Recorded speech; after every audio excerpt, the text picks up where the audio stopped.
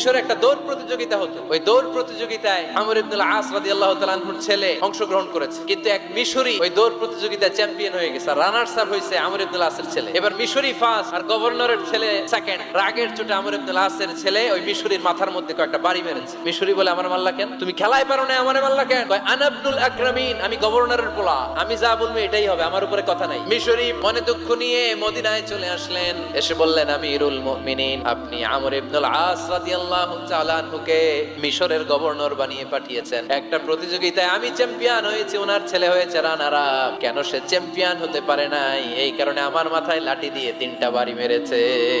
ওমর ফারুক বললেন, তাই আগামী বছরের অমুক তারিখ আমি সব গভর্নরদেরকে ডেকে হিসাব নিতে, ওই দিন তুই থাকবি। ওই দিন 7 রাজ্য থেকে 7 গভর্নর হাজির, গভর্নরদের ছেলেরাও হাজির। মিজে একটা লাঠি এনে মিশরের হাতে দিয়ে বলল, এবার তোর মাথায় যতটা মারছে তুই ততটা গুনে গুনে মার, আমি দেখবো। সে বলতেছে, থাক, আপনি